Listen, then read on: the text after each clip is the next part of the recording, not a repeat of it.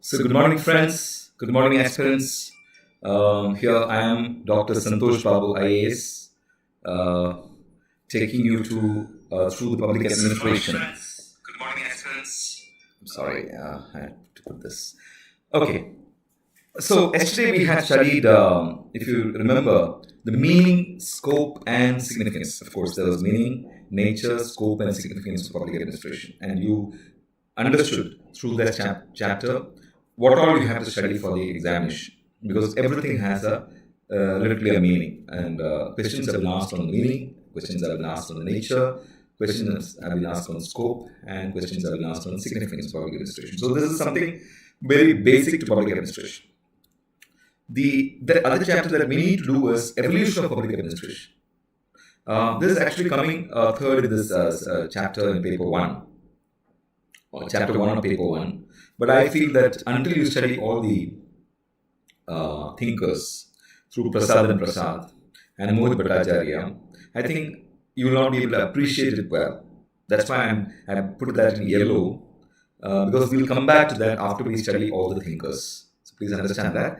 Why we are not doing evolution of public administration right now. The moment you finish all the thinkers, you will have a cogent view of the whole process.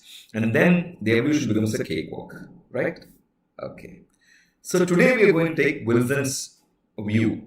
Woodrow Wilson, of course, you know him as the president of the US during the First World War, but he's also known as the father of public administration, the discipline of public administration, not public administration itself. And then, obviously, we go to new public administration. That will be the next class. Then we'll look at what is this public choice approach or public choice theory. Then we'll have a look at new public management. Very interesting, because all these three are offshoots of the anger against the what's called the Weberian bureaucracy. We'll discuss that.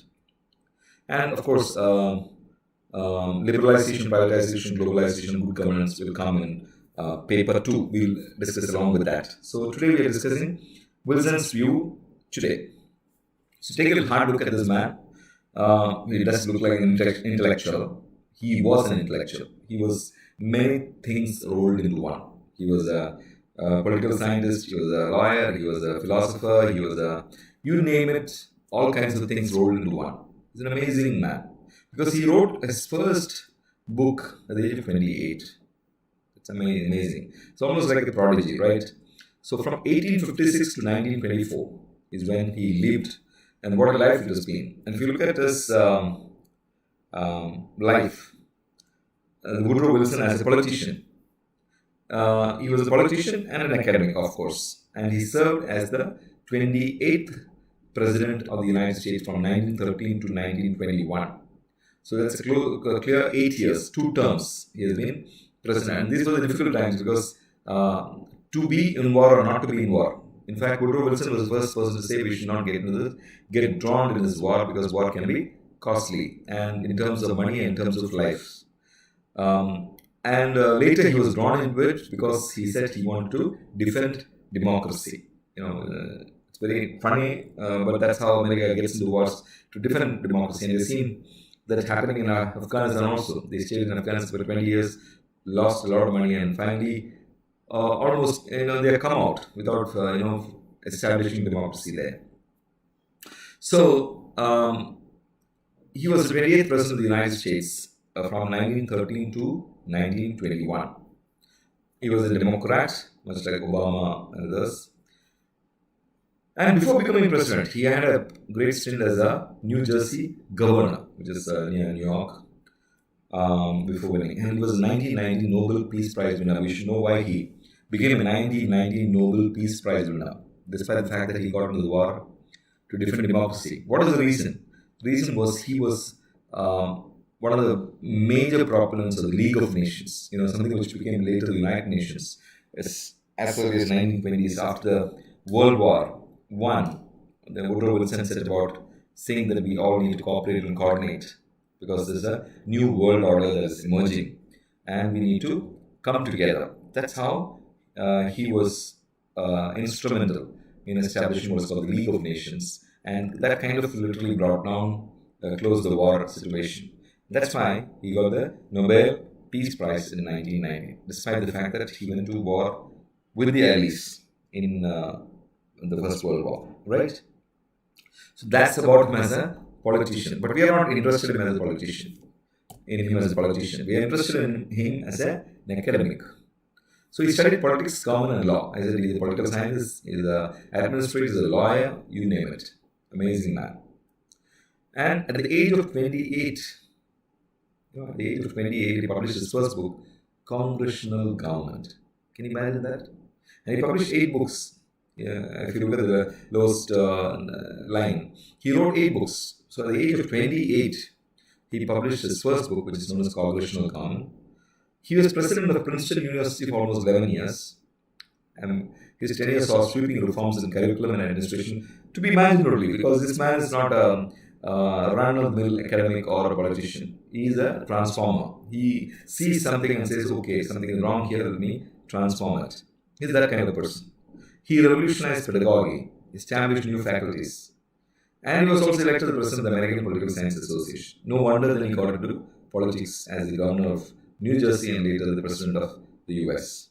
And he wrote 8 books. This is something I think you need to remember, and also when you remember him, look at his visage, look at his face. Connect this, because today we have so much of video, but those times we don't have ability. I don't know whether we have any black and white pictures of Woodrow Wilson action. Maybe you could have a look at YouTube and see whether Woodrow Wilson is available in action in at least black and white. But at least this photograph should be stamped in your mind, because he's the father of the discipline that you're studying. You all come together. 1887 is when he wrote the essay, 1887, which established public administration as a separate discipline. And you know how many years it took for UPSC to put it in syllabus? It was in 1987. Right? 100 years. Whereas we got independence in 1947. 40 years later only they introduced. Whereas UPSC was there at that point of time also. Now the Baswan is saying, committee, he was my director in Baswan. Baswan committee says there should be only 2 subjects. There should be no other option. One is law. The second is public administration. Only these 2 options should be available for all candidates, whether they took zoology, botany, history, public administration, whatever. They can forget all that, and they won't become a civil servant. Forget all that. These are the 2. They won't become a civil servant. Subjects, optional subjects they should study. Because law, obviously, because you're going to keep law, you're going to be establishing rule of law, or you're going to maintain rule of law, right? And probably to know the nuances of how administration is done, rather than getting to know on the job. If you know it already, how it's done and how it's been done for decades, how it's done in other countries, how it's done in India, etc., then it becomes very easy for you to easily sit into the chair, right? So the first dissertation in 1887, UPSC, Union Public Service Commission, put public administration as an option only in 1987, right?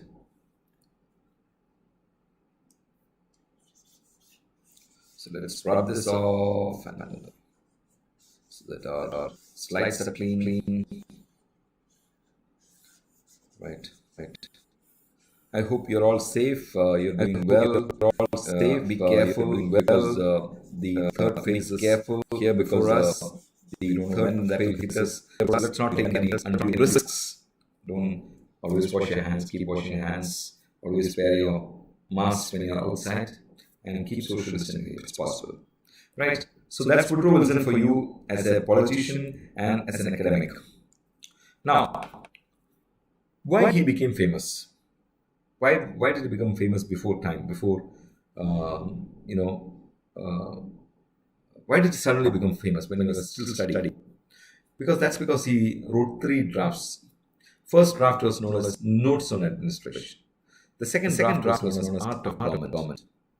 I will be teaching you about Waldo. He was the first person to government. He's saying it can be an art, or a science. And Woodrow Wilson also used that administration can be a science of administration. and third was the study of administration, which was later published. So those who have read these three drafts, they have told us, if you read Prasad, they say there's a drastic difference between from one draft to the other, which means he was willing to change and listen to ideas and reason and improve on his drafts. So notes on administration became art of government became the study of administration is published, and then he was asked to speak across the country in political science fora. It's very big. These are very, very big intellectual fora. Not that everybody will come to know about it, but at least those in that field will get to know it. His essay became a sensation in political science. The study of administration is necessary because of the increasing complexity. So there are three things which prompted. What prompted him to write about this? What are the factors that prompted him? There are essentially three factors. One is increasing complexity of society. Two is growing functions of government on democratic lines. So that also brings a different complexity. And third is, if you want to reform government, you have to reform the administrative field.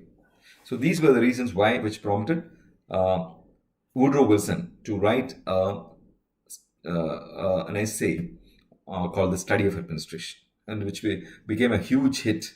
So one is complexity of society. We talked about it earlier, I think. So during let's say 5,000 years of written records, 5,000 years of recorded history, we know that most of the monarchs recorded history by doing only two things: maintaining order, internal and external, and collecting revenue. By doing only two things. People were fending for themselves and collecting. But as the monarchy became, and this was called the administration in monarchy was called the spoils. But as the monarchy became and spoils, the monarchy was called the. And as monarchy, during monarchy, what was there? There's something called feudalism. And as monarchy, during monarchy, society was feudal society. What is feudalism? Feudalism. What is a feudal system? When man was a nomad, he was not stuck to the land. He was not fixated to the land. They were moving from place to place, afraid of nature, afraid of animals, etc. But once iron was discovered, they knew how to protect themselves using weapons, and they knew that they could stay in one place together. That fixated them to the land, and slowly they started realizing that they can cultivate. Agriculture was big. Then slowly some people started occupying more and more lands. As they became started occupying more and more lands, those who didn't have lands, they became landless laborers on these lands. These guys became landlords. So they started having hierarchy. Earlier, in a nomadic system, it was an egalitarian society. Everybody was equal. But now you have haves and have-nots. You have land, I don't have land. I'm a landlord, you are a landless laborer. So this feudal system happened. And when feudal system increased and when man wanted more and more land, he became a king. And when he was not satisfied with that amount of land and the people to control, he started conquests and he became started empire building. That's why he became an emperor.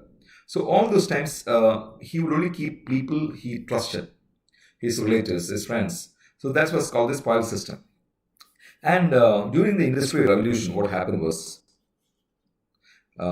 this Industrial Revolution gave rise to, from feudalism became capitalism. It became capitalism. So from feudalism to capitalism, and the spoil system was not good enough to maintain capitalism. They needed democracy. So they moved to from capitalism to democracy. And from the spoil system they moved to bureaucracy. And from democracy has bureaucracy, and monarchy has spoil system.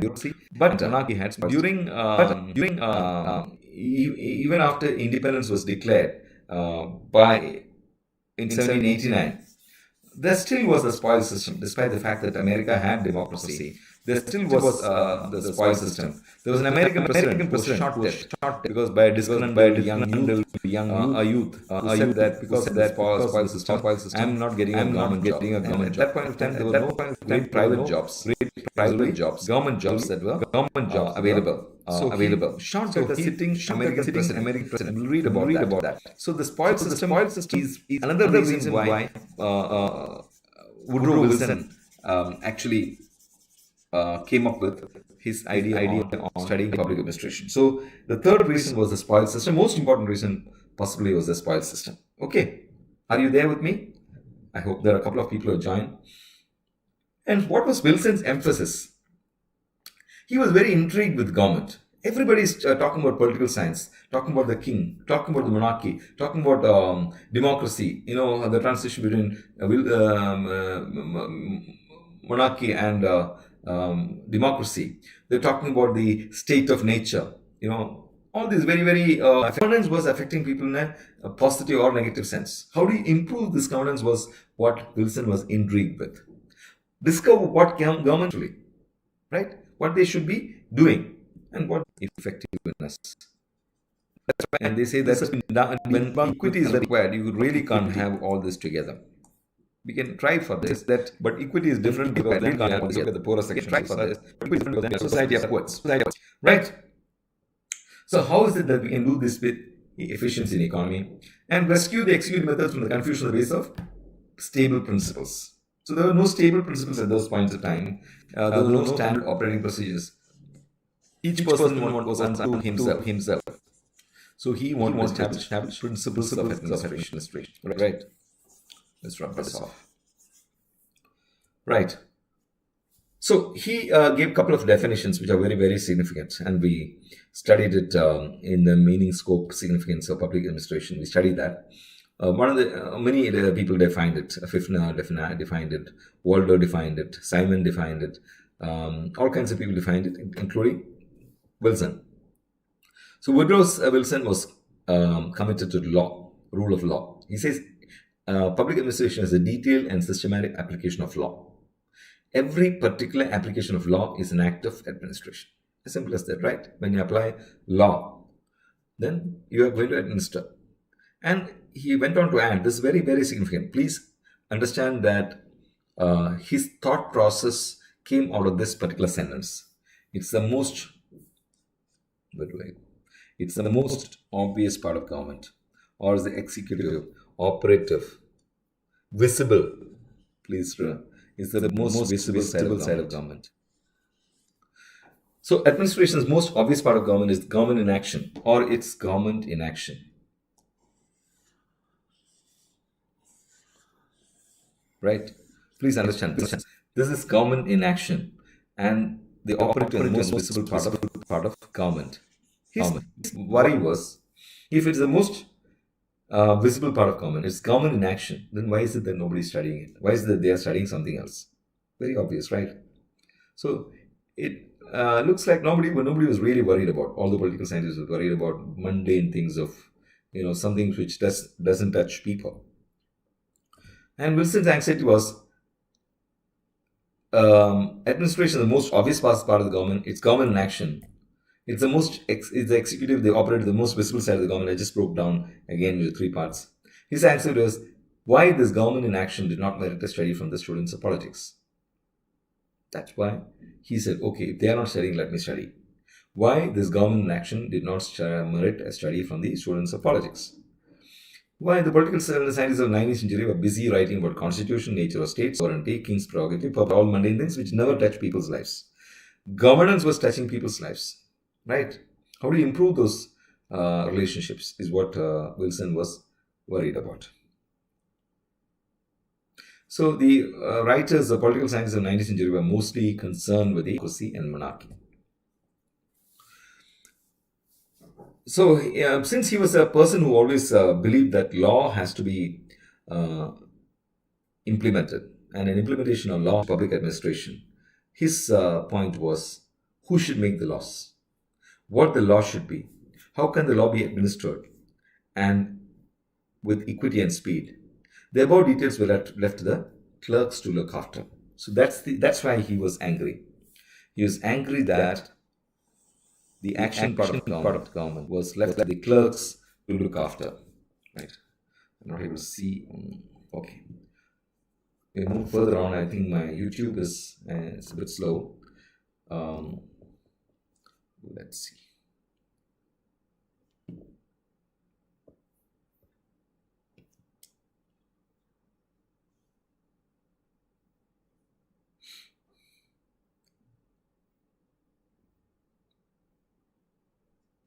Okay. So he was angry. Wilson was angry that the most important part of government was left to some clerks to take care of, whereas all the political scientists were looking at mundane questions of existence, etc. Right. So obviously there was neglect of the study of administration. Right. I don't know whether you're able to see me, whether the chat, I'm able to see only a frozen screen in my YouTube. I'm also looking at the YouTube. I'm seeing a frozen screen here. I hope you're able to see. If you can chat with me and tell me whether it's working, I'll be very happy to know. The neglect to study of administration. So before the 19th, populations were small, and government functions are small. By the 19th century, complexities of trade and commerce arose, right? The British were colonizing, the Spanish were colonizing, the Portuguese were colonizing. So there was a touch with most of the countries of the world. Then corporations were being established. Giant corporations, multinational corporations started being established. There arose problems of personal management. So you need people for positions. First of all, how do you decide those positions? Who decides those positions? And how do you populate those positions with people?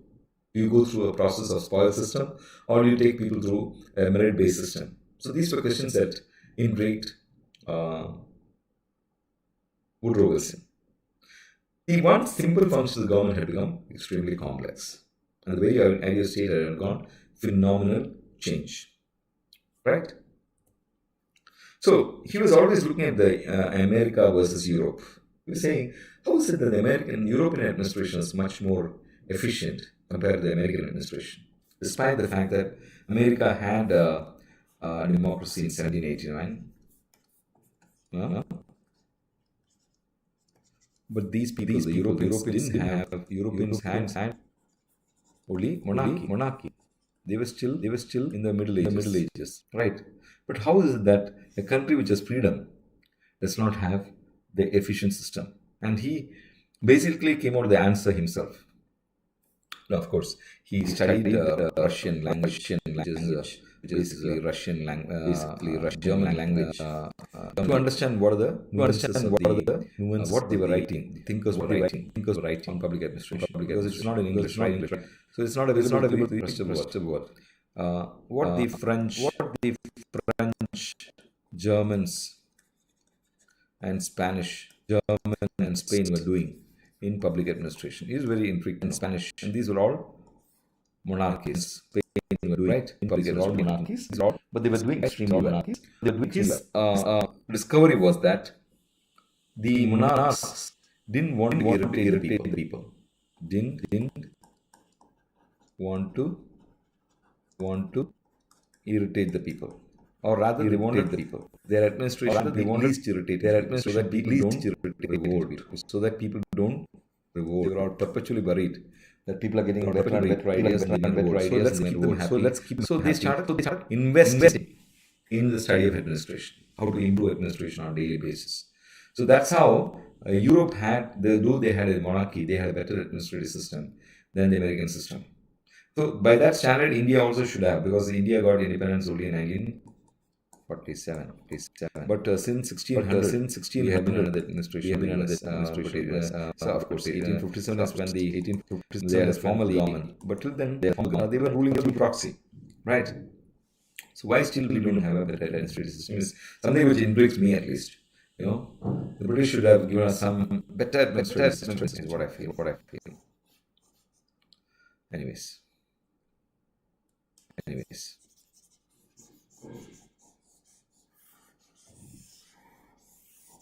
me rub it off.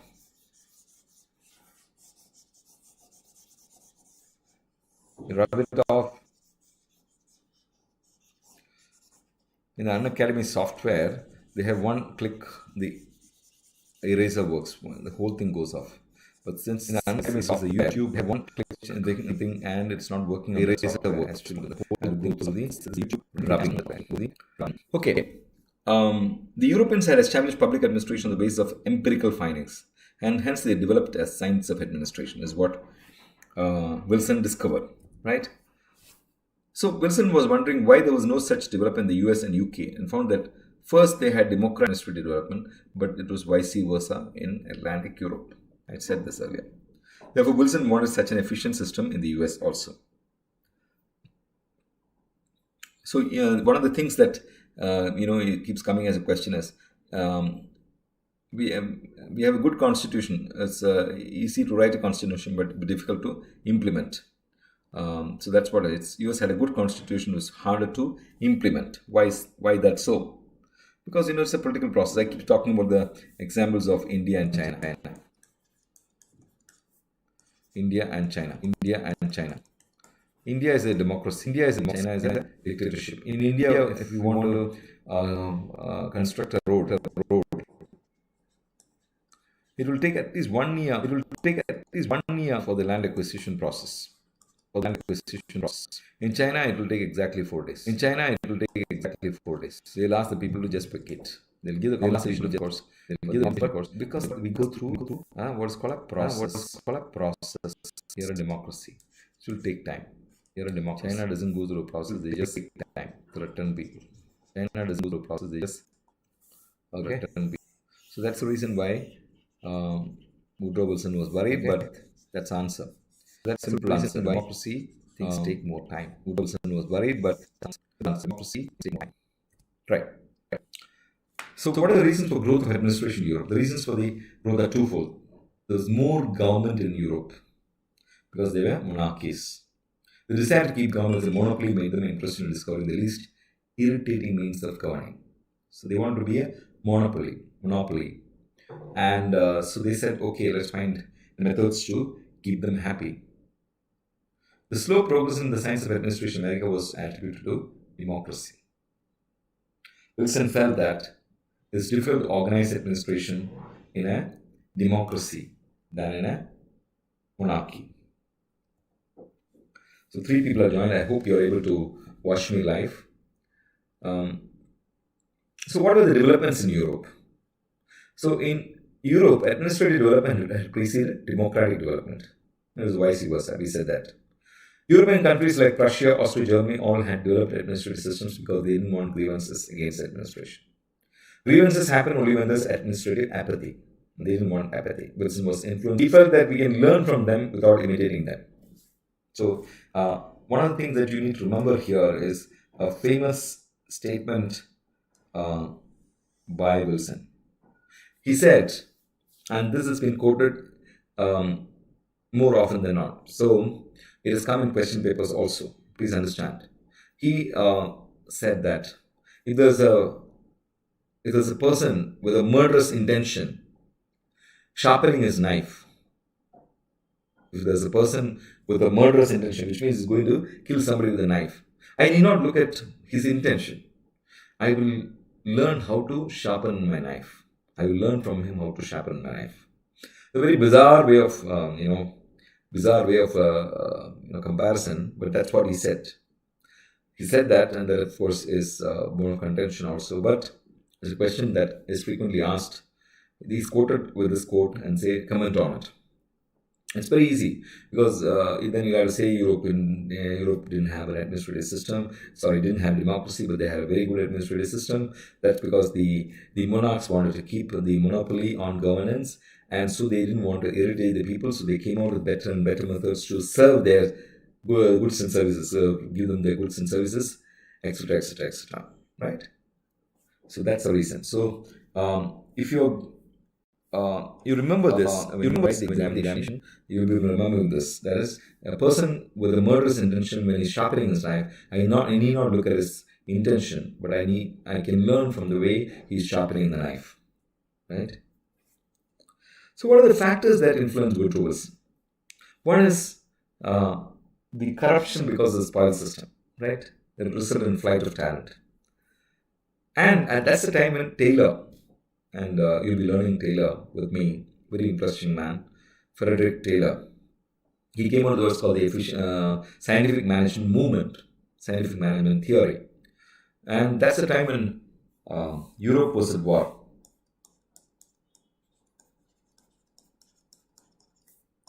World War I. America was yet to participate in World War I. America under Woodrow Wilson did not participate initially. So what was happening because the efficiency approach participated initially, which has been debunked, denounced, etc. Which has been debunked, etc. Production, industrial production had reached an all-time high. They had adopted the scientific management approach of Taylor, and while Europe was in war and were losing all their materials, and they had to be supplied. So the Americans were supplying materials and arms and ammunition and all kinds of stuff too. So America became extremely rich at the expense of Europe at that point of time, thanks to the efficiency approach of Taylor. Okay, so one is the spoil system, second is the efficiency approach of Taylor, and you will understand, how that was, how a repressive system it was. But we need to understand Taylor and Weber, where they were almost same type of theoreticians. One, of course, was and Weber was obviously in the government, Right. So the three factors: the corruption of the spoil system, and recruitment was on party lines. A sitting U.S. President, James Garfield, was shot dead by a disgruntled youth. Can you imagine that? Just because of the spoil system. And corruption and resulted in flight of talent and the efficiency approach. So these are the factors that influence. And of course, there is a fourth factor. The fourth factor is the administrative system in Europe. Administrative system is down. Administrative system in Europe. System in Europe. That is the fourth factor. There are four factors actually. Okay. Let's go to the next slide. So Wilson was, being a leader, being a visionary, he was open to ideas. And one of the things he said was, and he did, was, we cannot stay in isolation. Our administration should learn from other better administrations. And you need to have a comparative administration. Implementation in the US was poor. This led to the establishment of a separate discipline on the basis of politics administration dichotomy.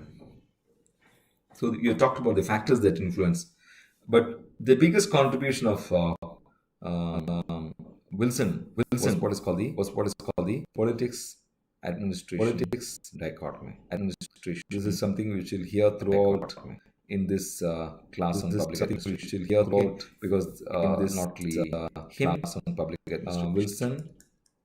Okay, Weber, not Lee, and all the classical thinkers had this. That is, politics is out of administration. These two are all the classical thinkers. It was only Waldo, when politics is he debunked the theory. These two said politics and administration should Waldo when combined, coordinate together.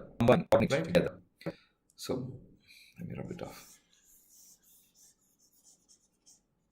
And this is a short question in the examination. Please understand that. Till then, public administration is part of political science. Wilson was, being a vocal thinker, he wanted to know how to run the state efficiently. Not establish. He never had in mind to establish a separate discipline. He was also not on the theory part, he was on the practical part. But because of that essay, this came out of political science as a separate discipline. That's what you need to understand. He was not for establishing a separate discipline. He was all for establishing an efficient administrative system on the lines of Europe. It was incidental that his study of administration became a big hit, and that paved the way for moving from political science to political public administration. Right? Are you with me? Right?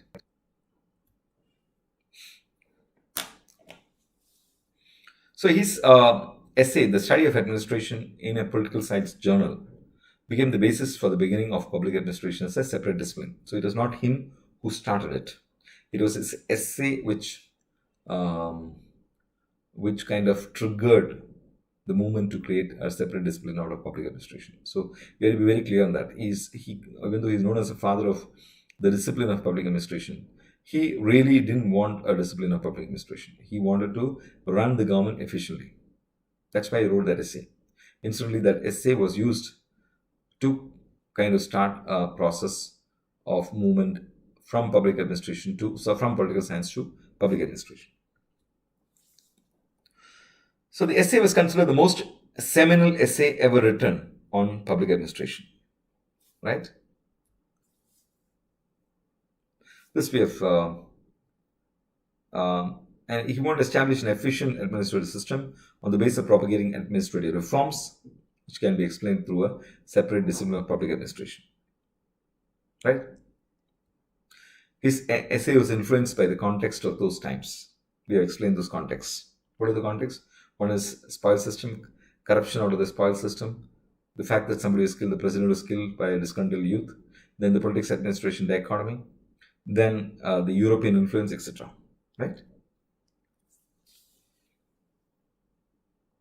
So in general, industrial revolution, rise of democracy, capitalism, and population explosion made the state more complex, and particularly the above three factors helped formulate his views. So when you think about Wilson's contribution to public administration, there are 6 things that you can never forget. There are 6 items. One is advocacy of science of administration. He was the foremost proponent of this. Second is politics, administration, dichotomy. We'll explain each one of them. Third are his views on the civil service. Fourth is his predilection for private or business administration. You see, he felt that government should be run on business lines. Fifth is comparative study of administration. And sixth is the role of public opinion. He had a huge respect for public opinion. So we have to try to remember this. Advocacy of science of administration, because at that point of time, principles of administration were just coming in. Right? So science of administration was not established yet. So the advocacy of science of administration, politics administration, dichotomy, his views on the civil service, his predilection for the private or business administration, comparative study of administration, and role of public opinion. These are the 6 things, 6 items on which Woodrow Wilson actually contributed. The essay also talks about all these 6 items. He said that there should be a science of administration. So what do you mean by science? Science is all about facts arranged in a logical manner. Science is universal. And science is, which means irrespective of time, person, and place. Irrespective of it will be true. The principles will be true and place. So he basically wanted science of administration true. And with principles, they are universal principles. So that's why he said there should be a science of administration. We shall seek to, and this is a definition, I want you to remember this definition. We shall seek to straighten the paths of government. So the government is like this. He says, okay, public administration should straighten the path of government to make its business less unbusinesslike. So the work of the government was less businesslike. So he wanted to make it less unbusinesslike and strengthen and purify its organization and crown its duties with dutifulness. What beautiful words, right? Better build off.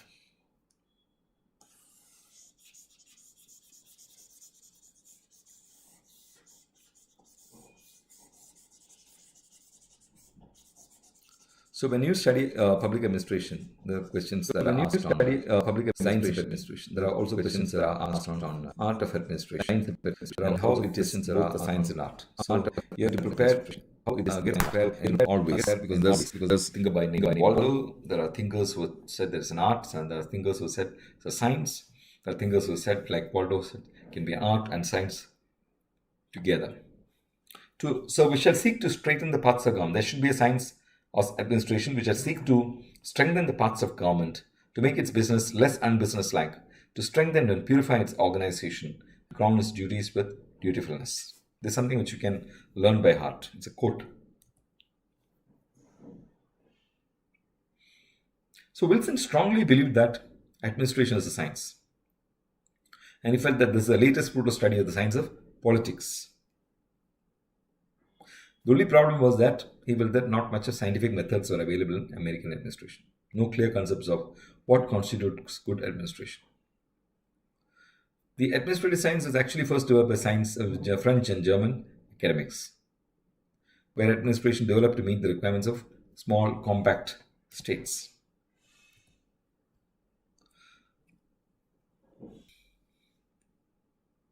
He wanted a separate discipline of public administration later on, based on his theory of politics administration. So when he started off, the idea was not to start a separate discipline of public administration. The idea was to improve efficiency in governance. But as he proceeded on these lines, he also came out of the theory. It's called the politics administration dichotomy, which is the basis for public administration. Please understand that. Right? Since the beginning of civilization, until the advent of democracy, public administration was an integral part of political science. So let's say this is actually 5,000 years. Let's say till here. Advent of democracy. This advent democracy. Till here it was part of. Political administration was part of political science. After the Industrial Revolution, the major form of political system was monarchy. The administration was an integral part of political system. So administration was an integral part of political system. Now what happens after, because the king appointed administrators through the spoil system. So there are many quotations associated with Woodrow Wilson. You have to understand this. You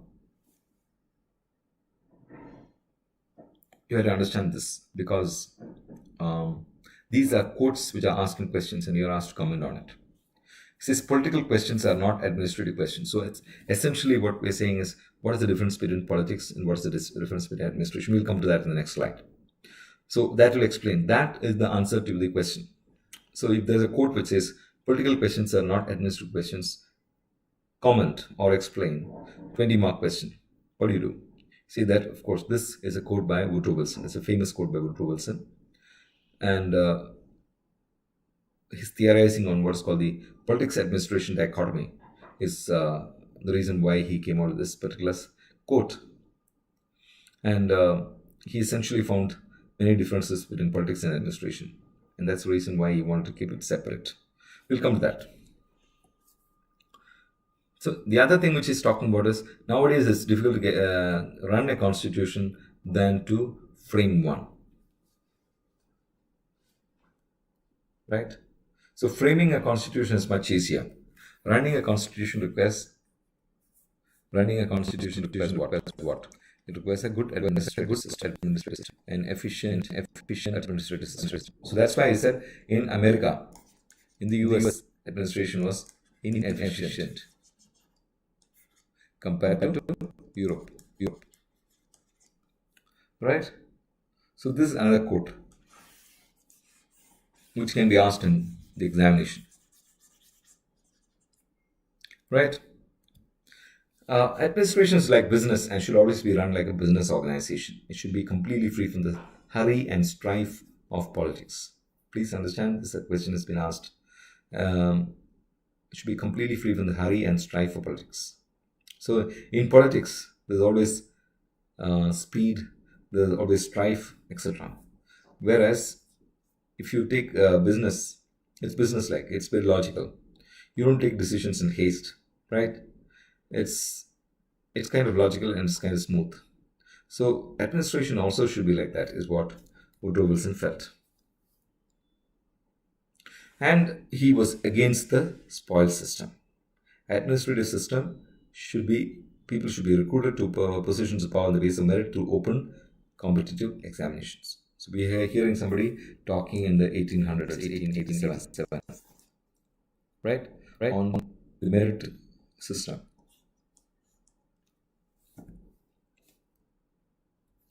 And once they are recruited, scientific training should be given to the bureaucracy.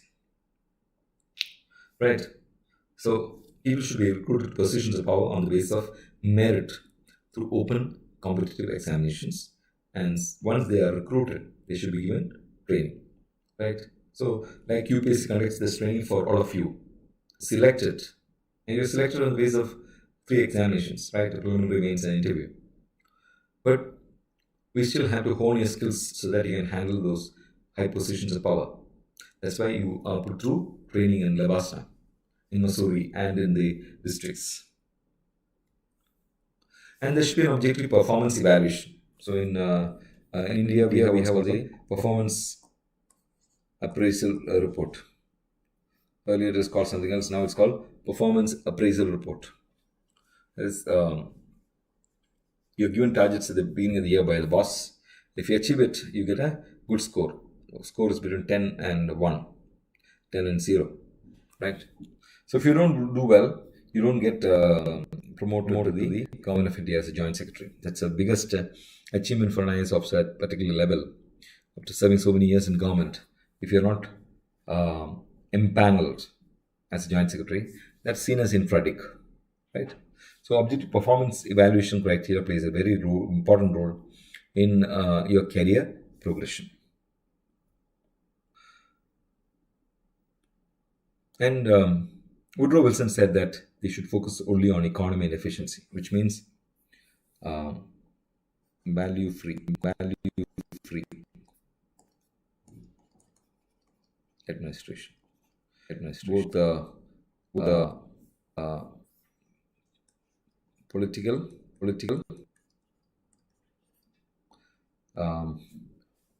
and administrative, no values.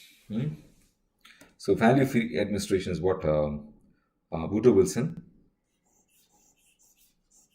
wanted. And we in India said that no, we'll have a value-ridden government administration. Reasons we'll explain. So administration is a science, and public administration is capable of being a true science of administration. And public administrators should function in such a manner that their independent functioning will not be affected while evaluating the performance. If public opinion is taken into consideration, it will impact their independent functioning. So, Woodrow Wilson was one of the first persons who said that public opinion should be taken for public opinion should be taken into consideration while doing appraisal.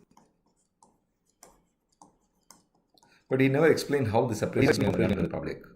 In Singapore, doctors, are appraised by technicians, nurses, other doctors, paramedical staff. So whether this guy should continue in this or get promoted is decided by a group of peers, and peers are from different levels of their organization. That is possible.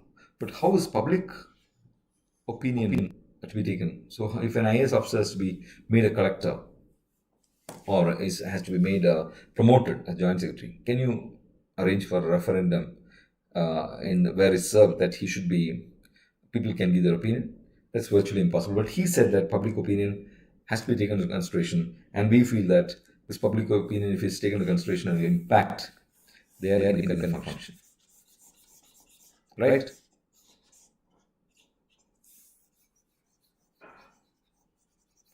Right. So, the politics administration dichotomy. What are the differences between politics and administration? And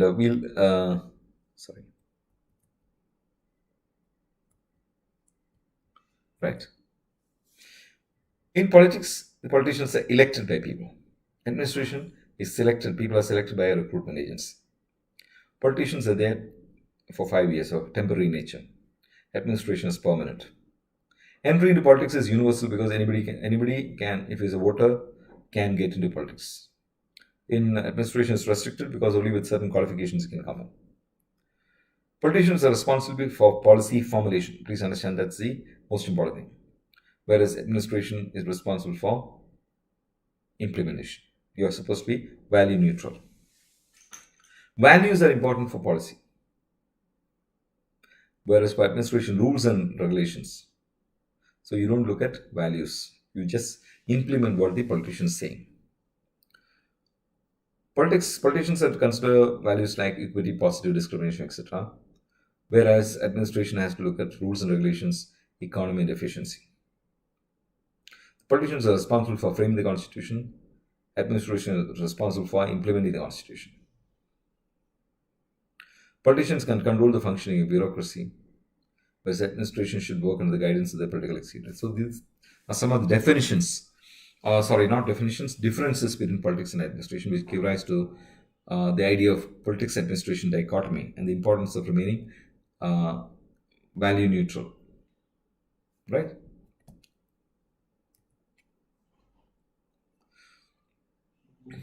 So the murder of the US president triggered debate on the administrative reforms in the US universities. There was a big ferment. If you remember, in India also, post, I think, was it post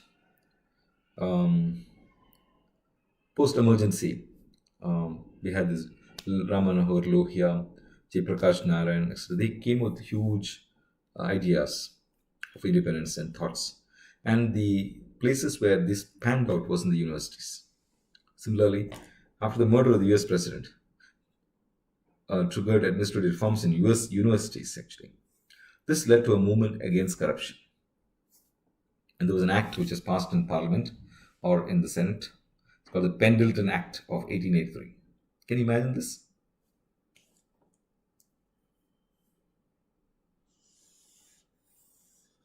Introduced merit in 10%, which means 90, if there are 100 seats, 10 seats can be on the basis of an examination. 90 seats will be there on the basis of the spoils system. Can you believe that? An act is, because it was earlier, the spoils system, here they say 90%. Earlier, the spoils system was 100%. So you're doing a great service by reducing it to 90%. Whereas Woodrow Wilson wanted 100% merit based. That's a man. So even at that point of time, he fought against it. Right? So let's go to this next. Let's see what happens next. Wilson wanted that 100%. He was upset. And Taylor's efficiency approach will become popular in the US. You cannot forget Taylor when you study Woodrow Wilson because they are contemporaries. Okay. And comparative study also helps Wilson understand the efficient administrative system prevailing in Europe. So, important thing about public opinion. He says that in a democracy, administration has to be continuously responsible to public opinion. Wherever public opinion is a growing commanding principle of government, administrative reform will always be slow because of compromises. Unless government stopped tinkering with the constitution, administrative reforms was not possible. So what is happening is they were always tinkering with the constitution. So constitutional amendments were happening. Right? Because that's necessary for lawmaking. But administrative reforms is what America needed at that point of time. Administrative reforms. So Woodrow Wilson felt that we are spending more time on amendments and less time on administrative reforms. Right? So that was his foremost thought process when he was discussing the politics and administration dichotomy.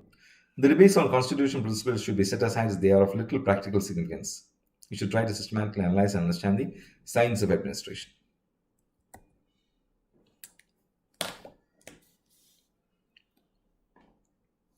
So how will government govern? How will public administration administer? This created the politics administration dichotomy concept. It's in this context that Wilson remarked it's getting harder to run a constitution than to frame one. It was very clearly stated why there should be a separate discipline in public administration, what the discipline should do, and how it should be done. So it's not as if, Woodrow Wilson was the end all and be all of public administration. There were a large number of people. In fact, Frank Goodnow is known as the father of the American public administration. He wrote a book called The Problems of Administration in 1900, considered the father of American public administration. But why is Woodrow Wilson so famous? That's a common question you need to answer. L.D. White actually wrote the first textbook on public administration. Can you imagine that? Willoughby wrote the book Principles of Administration, Fourth Branch of the State. Willoughby. The dichotomy era dominated the first 2 decades of public administration. 1940s was the rejection era. 1980s was the resurgence era. You have to remember this when we learn the evolution of public administration. When you learn the evolution of public administration. This is a separate chapter in itself. How, in the 1940s, politics administration dichotomy was rejected. And again, when it came back in the 1980s through what is called the new public management, how again the PAD, politics administration dichotomy, is brought in because you have to introduce something called markets, right?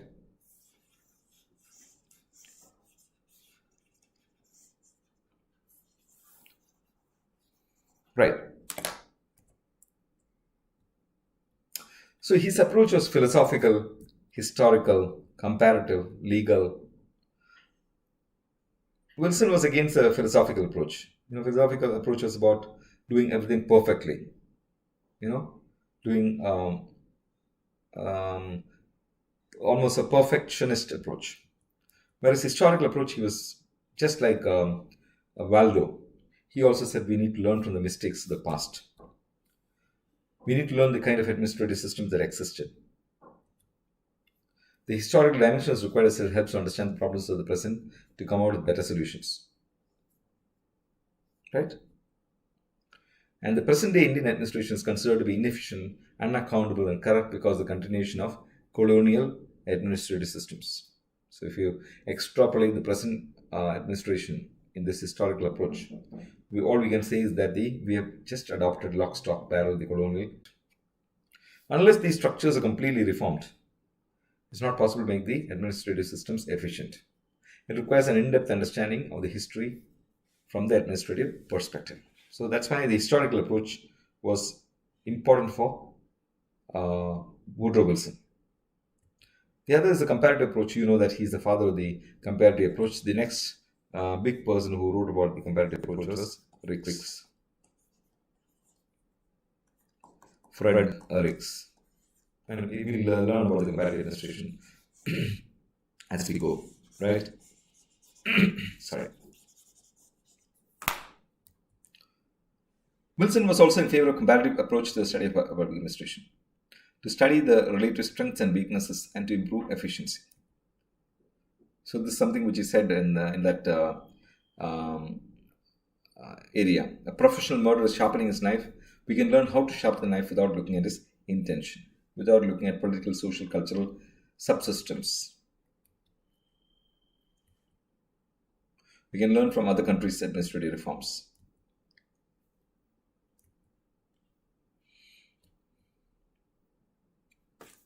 So I can Lee Kuan Yew, LK1. I'm an LKY fellow. So Lee Kuan Yew, Singapore. I think yesterday or day before yesterday celebrated his 56th year. So at some point of time, the US, UK, China, they just deserted Singapore. Singapore is a mafia country. It's very difficult to govern that small island. Until Lee Kuan Yew came and said that we can. What he said to his people was, go copy, cut and paste. Of course, with local, what do you call, customizations, etc. So he is also a person who believes in comparative approach to administration. Lee Kuan Yew.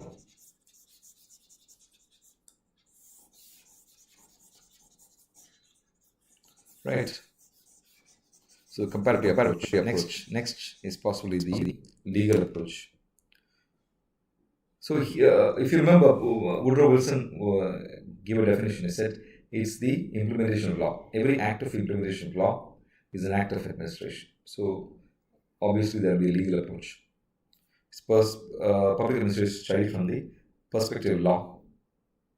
Democracy is all about strict implementation of rule of law in letter and spirit. Rule of law means what? Rule of law means everybody is equal. Equality before law. Everybody is equal. Second, you will have what is called fundamental rights. Second, you will have what's called. So equality before law is something which defines rule of law. So he believes that democracy is all about strict implementation of rule of law, and every application of law is public administration. Administrators must have complete knowledge about the formulation, implementation, and interpretation of laws. They expect to implement the laws formulated by the political executive. If implementation of law is part of public administration or is public administration. Please understand this. So obviously, when you think about thinkers, the conditions under which those thinkers came out of the thoughts, the assumptions, etc., under which the particular theory came out, etc., there will also be criticism. Now, what are the criticism of Wilson? So first, we are saying, why do you want to call him the father of public administration? It's a gross injustice to all those thinkers before him. Who are those? Kautilya, Arthashastra; Machiavelli, the Prince; Aristotle, the Republic. 17th to 18th century thinkers from Germany have written extensively about administrative principles structures they call cameralists. 17th and 18th century